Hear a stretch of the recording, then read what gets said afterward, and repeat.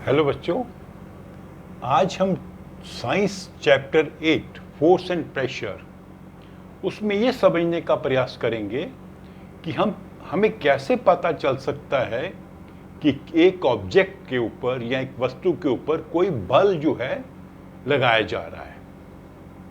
हमें इस बात का अनुमान कैसे लगेगा that some force is acting on an object. ठीक है, तो जब हमने ये समझा था कि फोर्स का एक ऑब्जेक्ट के ऊपर क्या प्रभाव पड़ता है, तो उन्हीं प्रभावों से हम समझेंगे कि इस पर कोई बल लगाया जा रहा है। तो पहली चीज क्या होगी इसमें? पहली चीज ये होगी कि अगर कोई रुकी हुई चीज चलने लग पड़े, ठीक है, इट स्टार्ट्स मूविंग।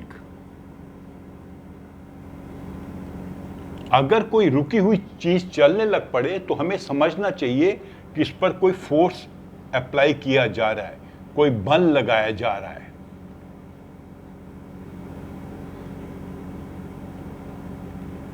क्योंकि इसी बल के कारण वो चीज चलने लग पड़ती है। पहले रुकी हुई थी, फिर चलने लग पड़ती है। दूसरा क्या है? उसकी गति बढ़ जाती है। कोई चीज चल रही है, उसकी स्पीड बढ़ जाती है, अर्थात कोई फोर्स उस पर लगाई जा रही है, कोई बल उस पर लगाया जा रहा है जिससे उसकी गति बढ़ जाती है। उससे भी अनुमान लगेगा हमें कि इस पर कोई फोर्स लगाई जा रही है, कोई बल लगाया जा रहा है। पहला क्या था? रुकी हुई चीज चलने लगेगी। दूसरा क्या था? उसकी गति बढ़ जाएगी। जो चीज चल रही थी उसकी गति बढ़ जाएगी। तीसरा क्या होगा? उसकी दिशा बदल जाएगी, डायरेक्शन बदल जाएगी। अगर किसी चीज की डायरेक्शन चल रही है, कोई चीज चल रही है, उसकी डायरेक्शन बदल जाती है, वो मान लीजिए एक डायरेक्शन में चल रही थी और फिर दूसरी डायरेक्शन में चलने लगती है, वो डायरेक्शन चेंज क्यों हुई? उस पर कोई बल लगाया गया। तो अगर किसी ऑब्जेक्ट का चलती हुई चीज का दिशा बदल जाए तो आपने समझना है इस पर कोई बल लगाया जा रहा है। ये तीन चीजें हो गई। चौथी चीज क्या होगी? रुक जाए, चलती हुई चीज रुक जाए। रुक जाए अर्थात उस पर कोई बल लगाया जा रहा है, किसी बल के कारण वो रुक गई। फिर नेक्स्ट क्या होगा? उसका साइज या शेप बदल जाए। आप कोई चीज देखते हैं और आपके देखते देखते अगर उसका शेप बदल जाती है, उसका साइज बदल जाता है, तो आपको ये समझ लेना चाहिए कि ये किसी बल के प्रभाव से हुआ है, किसी फोर्स के एक्शन से हुआ है।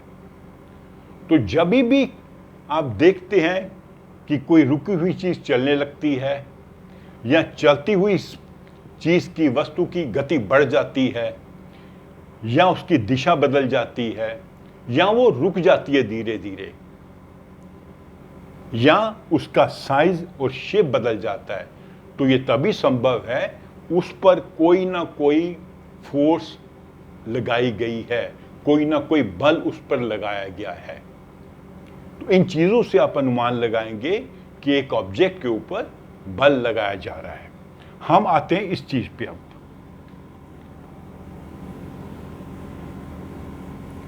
ठीक है, इससे हम समझेंगे एक नया कॉन्सेप्ट फ्रिक्शन का।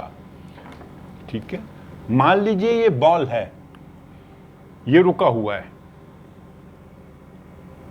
अभी मैं इसको धीरे से पुश करता हूं तो ये चलने लगता है, अर्थात इस पर एक फोर्स लगाई गई जिससे चलने लगा। लेकिन कई बार ऐसा होता है, आपने स्वयं भी देखा होगा, इसको धीरे से पुश करते हैं, एक स्टेज आएगी ये रुक जाएगा। अगर आप साइकिलिंग करते हैं तो अगर आपने साइकिल चलाया है तो आपने अनुभव किया होगा कि जब आप पैडलिंग करना बंद कर देते हैं, जब तक आप पैडल कर रहे हैं उसको, मतलब आप उसके ऊपर बल लगा रहे हैं। लेकिन जिस समय आप पैडलिंग बंद कर देते हैं, अर्थात उस पर आप बल लगाना बंद कर देते हैं, फिर भी कुछ समय के बाद वो रुक जाता है। ठीक है, आपने किसी बॉल को किक किया ग्राउंड में, फुटबॉल को, वो फुटबॉल कुछ दूरी तक जाएगी जमीन के ऊपर, फिर रुक जाएगी। आपने देखा होगा कि जब वो बैट्समैन बैट को, बॉल को हिट करता है, अगर वो बॉल जमीन के साथ जा रही है तो अगर बहुत जोर से हिट करेगा तो बाउंड्री पार कर जाएगा, अन्यथा कहीं बीच में रुक जाएगा। अगर आप एक तालाब में एक छोटी सी पेपर की बोट डालें, उसको धीरे से पुश करें तो बोट कुछ दूरी तक चलेगी पानी में, फिर रुक जाएगी। या अगर आप किश्ती चला रहे हैं तो जब तक आप उसके चप्पू चलाते रहेंगे तो किश्ती चलती रहेगी। अगर आप उसके चप्पू चलाने बंद कर दें तो कुछ समय के उपरांत वो किश्ती चलना बंद कर देगी। ऐसा क्यों होता है? तो हमने क्या समझा था कि अगर कोई चलती हुई चीज रुक जाती है, वो तभी संभव है उसके ऊपर कोई बल लगाया जा रहा है। इस बल को कहते हैं फ्रिक्शन।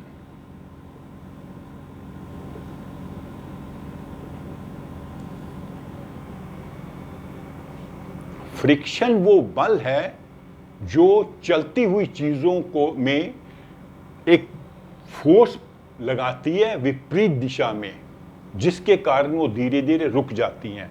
मान लीजिए आप साइकिल चला रहे हैं इस दिशा में, ये रोड पे, तो आप पैडलिंग करना बंद कर देते हैं, तो कुछ समय के बाद मान लीजिए यहां नहीं तो यहां आके साइकिल रुक जाएगी जब आपने पैडलिंग बंद कर दी। ये क्यों हुआ? क्योंकि इसके ऊपर एक फोर्स लग रही है जो विपरीत, आपका साइकिल इस दिशा में जा रहा है, आपने इस दिशा में इसको फोर्स लगाया था, जब आपने फोर्स लगाना बंद कर दिया तो ये वाली फोर्स के कारण वो धीरे धीरे रुक जाएगा। इस फोर्स को कहते हैं फ्रिक्शन। ऐसे ही अगर पानी में नाव चल रही है, नाव इस दिशा में जा रही है तो फ्रिक्शन इस दिशा में काम करेगी। ठीक है, अगर मान लीजिए हवा से ऊपर से कोई चीज गिरती है तो वो ग्रेविटेशन के कारण नीचे आ रही है, लेकिन जो हवा है, हवा की फ्रिक्शन उसको विपरीत दिशा में उस पर काम करेगी। तो फ्रिक्शन वो फोर्स है जो चलती हुई ऑब्जेक्ट्स के ऊपर लगती है। ये अपने आप जनरेट होती है, अपने आप प्रकट हो जाती है। जैसे ही कोई चीज चलने लगेगी, फ्रिक्शन उस पर अपना प्रभाव दिखाने लगेगी उसी पल। ठीक है, तो ये कांटेक्ट फोर्स है। साइकिल आपका सड़क पर चल रहा है, जमीन पर चल रहा है, जमीन के कांटेक्ट के कारण ये फ्रिक्शन फोर्स है। नाव पानी में चल रही है, नाव पानी के कांटेक्ट में है, इसके कारण फ्रिक्शन है। बॉल आप जमीन पर मारते हैं तो बॉल जमीन पे इस दिशा में चल रहा है, इस दिशा में फ्रिक्शन इस पर अपना प्रभाव दिखाती है। तो फ्रिक्शन एक फोर्स है। पहली बात, ये कांटेक्ट फोर्स है।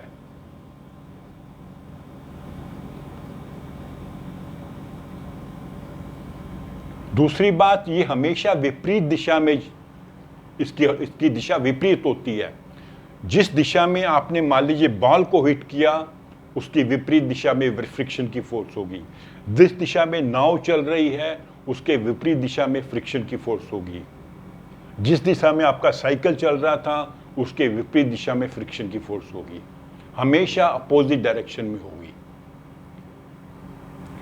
ये मान लीजिए पैराशूट नीचे गिर रहा है तो फ्रिक्शन इसको ऊपर की तरफ ले जाएगी।